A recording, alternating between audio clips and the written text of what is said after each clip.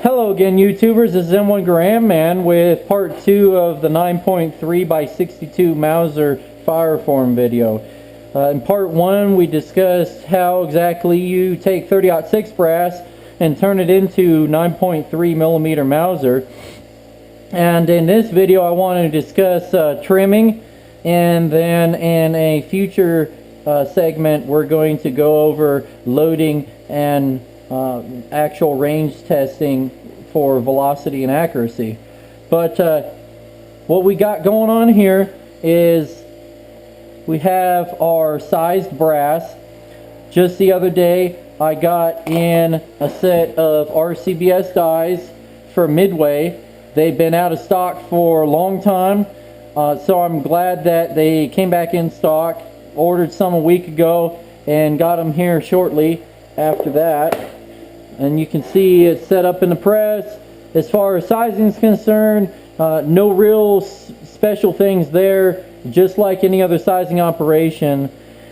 But what you do end up with is brass that's going to be about a millimeter longer than what you want to be able to fire. And that's because your 30-06 brass is 63 millimeters long, and the 9.3 Mauser brass needs to be 62 millimeters long. So what I have here is a DeWalt drill with the Lee trim kit installed. And so we got the pilot, we have the shell holder. Now you can see on this shell holder I put wrench flats. The idea with that is so that way I can get a little more torque on the actual shell there, and that way it won't come popping off like they frequently do. Any of you who have used these Lee trimmers will probably know that you end up with some busted knuckles, especially if you start to apply a lot of pressure, or if you find yourself with a lot of case size lube on the head of the case. Now, something else I came up with to make things a little easier, we got from Lee the actual trim length gauge. I think that's what they call it. And it's not a standard order item on their website, so you do have to special order it, but it is available for 9.3 by 62. And I found out that by taking a pair of vice grips, I end up keeping this thing from spinning in my hand, because sometimes they'll end up grabbing on the case and not wanting to spin freely. That'll prevent you from getting some blisters and things like that if you're going to do a whole bunch of these like I am. Lee does make one with a wooden ball on it, similar to the ball that's on my press here, but I don't have one, so I'm making do with what I have. So we're going to take a look here, get this all chucked up, and I have it set up for 5/8 inch. It's not even like I showed you. I did it myself with a flat file in my vise, so you know, you can do it yourself on a mill. That'd probably come up with better results, but that's how I did it.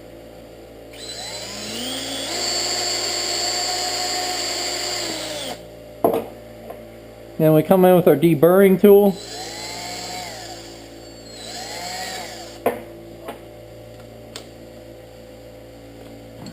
Now the case is trimmed.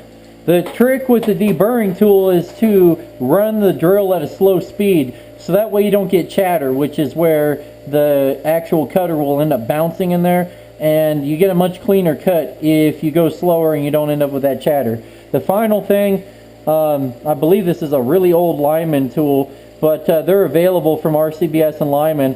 It's just a primer pocket cleaner. And I do like the ones with steel bristles better. They just seem to scrub out that primer pocket a little better. We want to do this because whatever powder you end up using, like I said, it would be a relatively fast burning pistol powder. You use something like Unique, and because it's low pressure, you're going to have an incomplete burn on the powder. You always have some crud in here, but with the fireform cases, you're probably going to have a lot more than what you'd normally expect. So we want to clean all that out. That way the next primer will be able to go in there easily. So just stay tuned. we're going to take a look at how we're going to size bullets from 375 down to 366 for the 9.3. That allows us to get some non-standard bullet weights for plinking, like these 200 grainers and 220 grainers.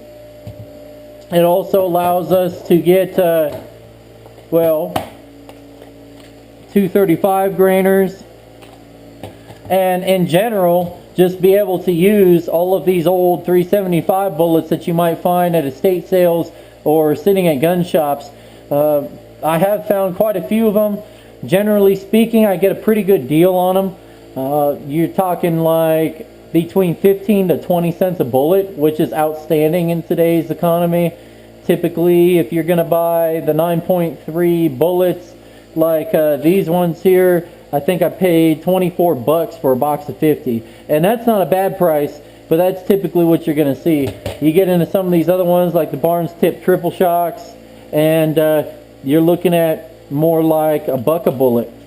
So just some things to keep in mind, and we'll take a look at how we do that and how we actually come up with some loaded rounds and get some of the ballistic data off of that.